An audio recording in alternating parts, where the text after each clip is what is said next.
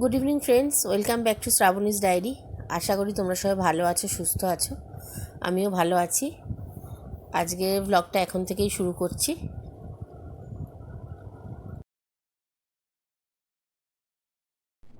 এখন একটা রান্না করছি, যেটা কি বলবো তোমাদের, মানে পকোড়া টাইপের, যেটা ফ্রুট মানে ফল দিয়েই করব। আমি আপেল আর কলা নিয়েছি, এই দুটোকে এখন পেস্ট করব, একটা লেই তৈরি করব। লেই তৈরি করে এর সাথে বেসন মেশাবো, মিশিয়ে তারপর দেখো কী কী করি।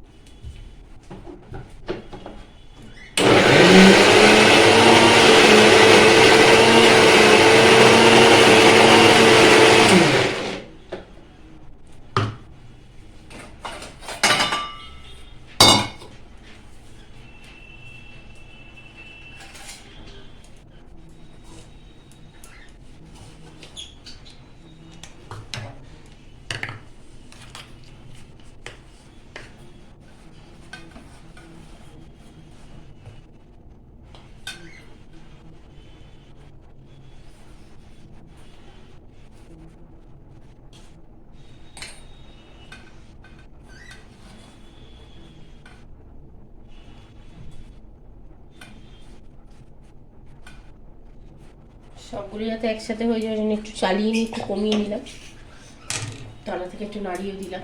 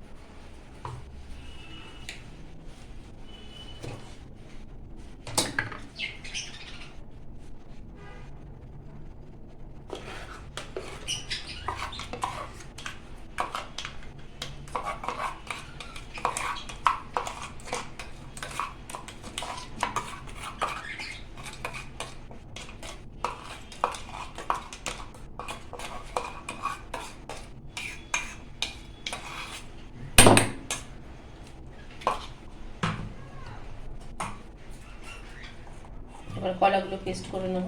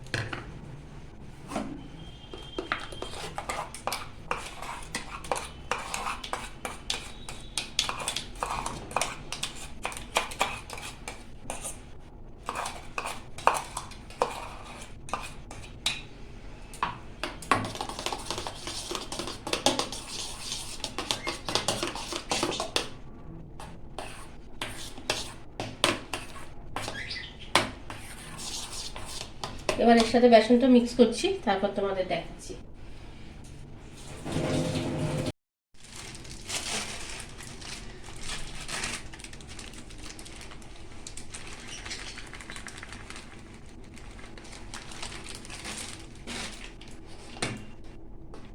এটা তো মিষ্টি মিষ্টিই হবে। এটাকে বড়ার মতো ভাজবো, এতে একটু কিশমিশও দেবো আমি। এবার অনেকে কি করে, এটা আবার রস করে তাতে রসের মধ্যে দিয়ে দেয়, তো আমি রস করে আর রসের মধ্যে ফেলবো না, আমি এরকম পকোড়ার মতোই করব। অনেকে রস করে রসের মধ্যে দিয়ে দেয়, সেটাও খেতে ভালো লাগে, একটু ফুলে ফুলে যাবে।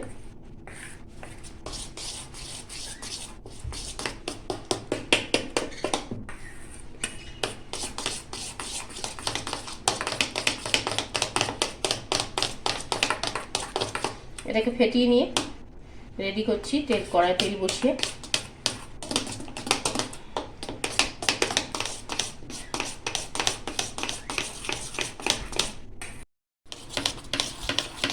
আরও একটু বেসন অ্যাড করলাম, এটাকে অনেকে জিলিপির মতো করে, মানে জিলিপির মতো ঘুরিয়ে ভাজে, কিন্তু আমি পারি না ওটা, আমার দ্বারা হয় না। আমি চেষ্টা করেছি কিন্তু গোল হয়নি, ছেড়ে ছেড়ে গেছে আর কি, মানে একটা লাইন হয়েছে, তার পরের লাইনটা তার সাথে জোড়েনি, আলাদা হয়ে গেছে, লম্বা লম্বা হয়ে গেছে। তো সেই জন্য আমি ওই চেষ্টাটা আর করি না, আমি এমনি পকোড়ার মতো করেই ভাজি। জিলিপির মতো করে ভাজলে দেখতে ভালো লাগে, অনেকে পারে।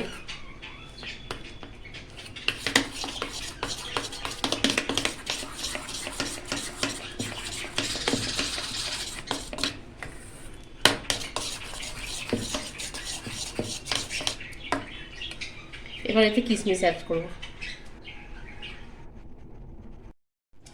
কিশমিশ অ্যাড করে দিলাম।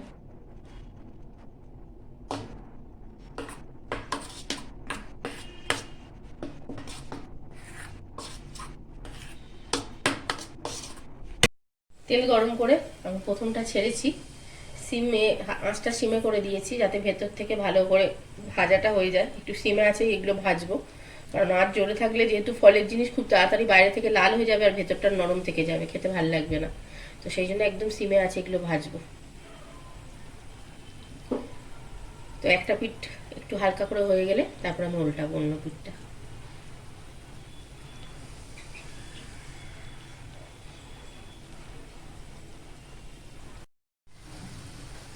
এগুলো খুব হালকা হাতে উল্টাতে হবে, নাহলে এটা ফেটে যাওয়ার চান্স থাকে। যদিও আমার একটা ফেটে গেছে, আর আমার দেয়াটাও একটু বেশি হয়ে গেছে, আর একটু অল্প দিলে ভালো হতো, যার জন্য আমি মধ্যিখানটা ঢুকতেই পারছি না। এটা উল্টাবো।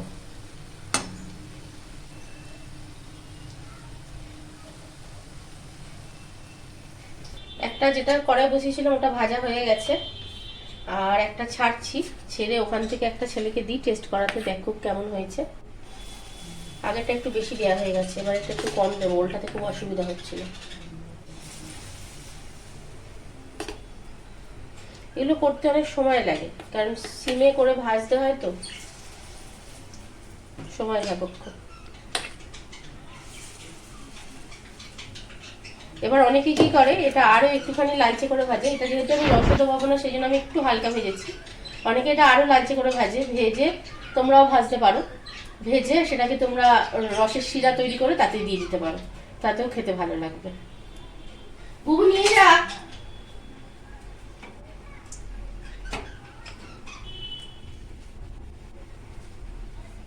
বল কেমন হয়েছে, খেয়ে দেখো।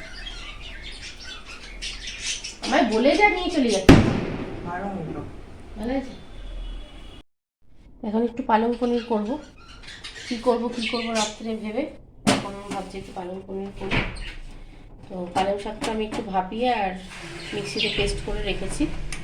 এদিকে পেঁয়াজ কুচিয়ে রেখেছি, টমেটো কুচি, আদা কুচি, রসুন কুচি, পনিরটা স্লাইড করে কেটে রেখে দিয়েছি, আর মেথি পাতা, শুকনো লঙ্কা, জিরে, আর এদিকে তোমার আছে লঙ্কা গুঁড়ো, হলুদ গুঁড়ো, জিরে গুঁড়ো, ঘি। করবো রান্নাটা সাদা তেলে, কিন্তু একটু ঘি দিলে তো খেতে ভালো লাগে।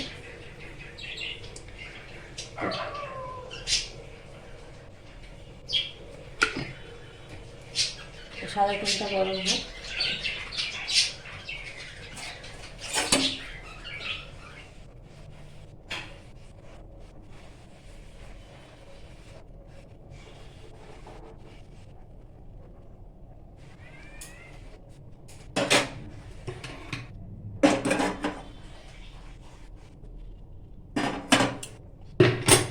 পেঁয়াজটা দিয়ে দেবো,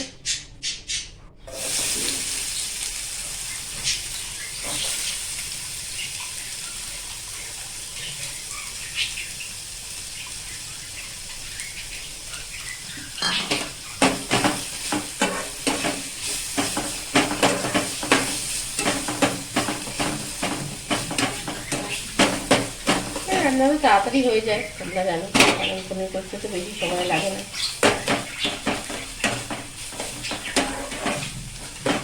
পেঁয়াজটা হালকা ভাজা হলে তারপর আদা কুচি আর রসুন কুচিটা অ্যাড করবো।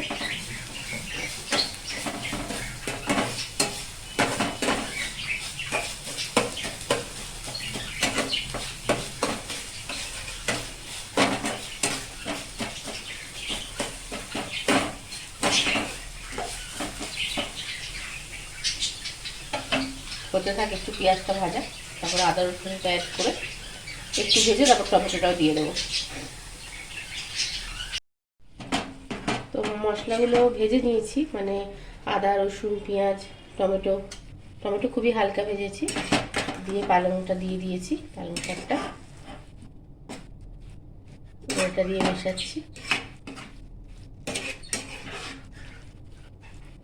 এতে বাটার দিয়ে করলে বেশি ভালো হয়, আমি তো সাদা তেলে করছি, বাটার দিয়ে করছি না, তবে লাস্টে নামাবার আগে একটু ঘি দিয়ে দেবো, ওটাতেও টেস্ট ভালো হয়। তো পালং শাক যেভাবেই করা হবে সেভাবেই, মানে আমার খুব ভালো লাগে, আমি জানি তোমাদেরও আশা করি ভালো লাগবে, কারণ পালং শাক জিনিসটাই এমন, খেতে খুব ভালো লাগে।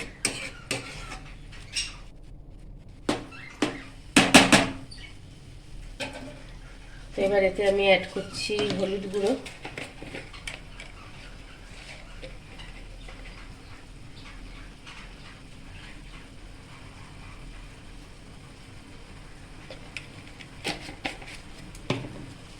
জিরে গুঁড়ো,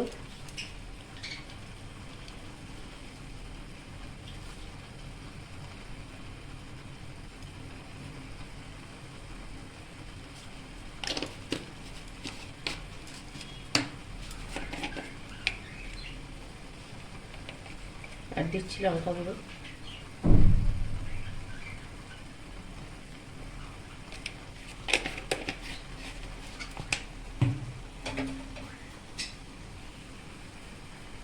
একটু মেথি পাতাও অ্যাড করে দিচ্ছি এখন, আর ওগুলো তো রেখেছি লাস্টে ওই ঘি দিয়ে।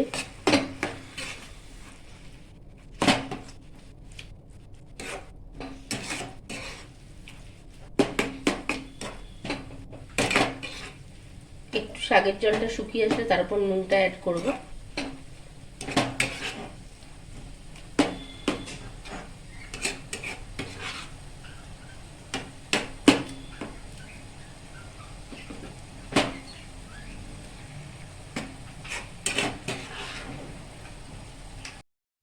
নুন অ্যাড করে দিয়েছি, তারপর সামান্য একটু জল দিয়েছি। এবার এতে একটু তড়কা মশলা অ্যাড করব।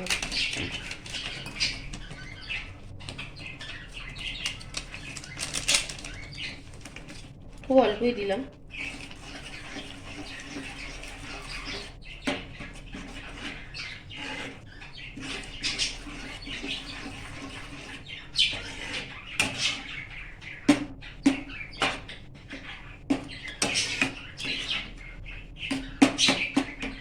মোটামুটি রেডি হয়ে গেছে, একটুখানি এটা জলটা একটু শুকিয়ে গেলে পনিরটা দিয়ে হয়ে যাবে।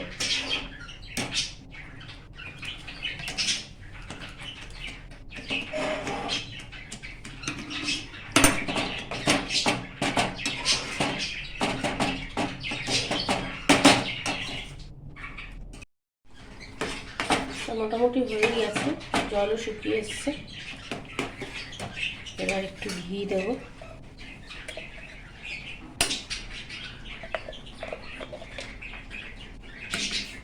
2 চামচ মতো ঘি দিলাম।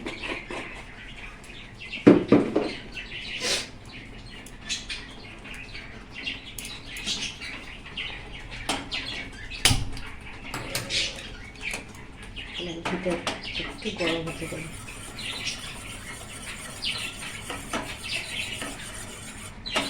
আর পালং পনিরটা আমি ভাজি না, এটা একটুখানি নুন জলে আমি ভাপিয়ে নিয়েছি, দিয়ে রেখে দিয়েছি ড্রাই করে, মানে শুকনো করেছে, একটু হাওয়া লেগে এটা টেনে গেলে এটা আমি ওপর থেকে দিয়ে দেবো। আমি পালং পনির ভেজে দিয়ে দিলাম।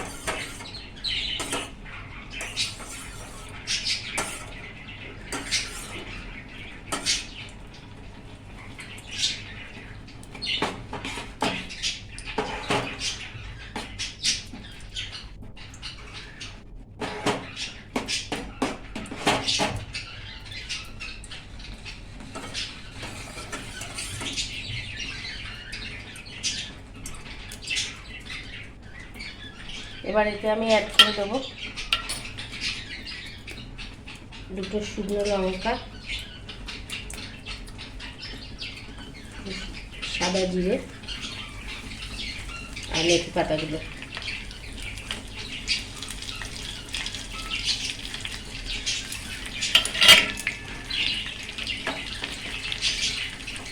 খুব সুন্দর স্মেলটা বেরোয়।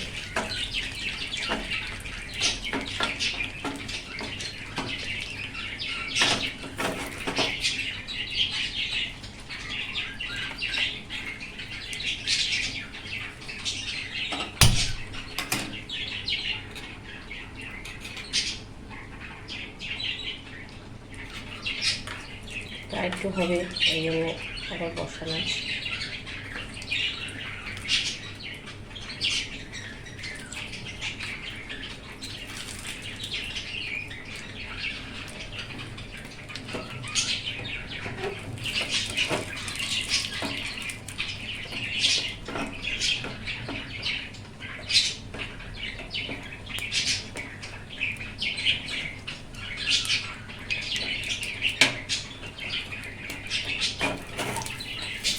এবার এটা অফ করে দিচ্ছি। এটা অফ করে দিয়ে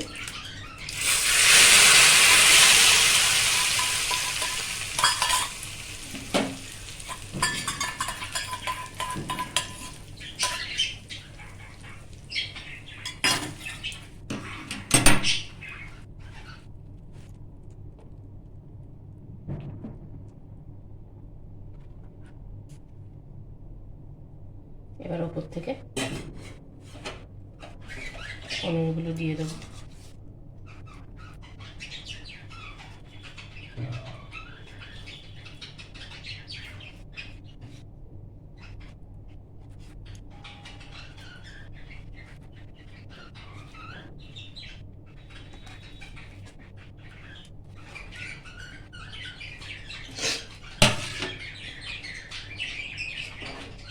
দিয়ে এবার হালকা করে একটু মিশিয়ে দেবো, দিয়ে এটা চাপা দিয়ে রেখে দেবো।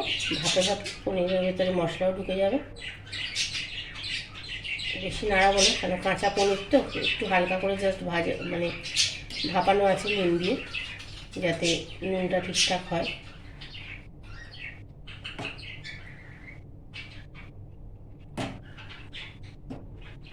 কমপ্লিট, এরকমই থাকবে। ওপর দিয়ে চাপা দিয়ে দেবো। এখন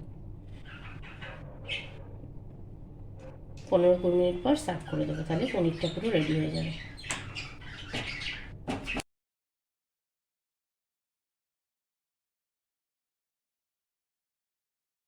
আজকের ব্লগটা এখানেই শেষ করছি। আশা করি তোমাদের ভালো লাগবে। তো আমার চ্যানেলটাকে সাবস্ক্রাইব করে দিও আর লাইক কমেন্ট শেয়ার করো। তো আজকের মতো টাটা, গুড নাইট।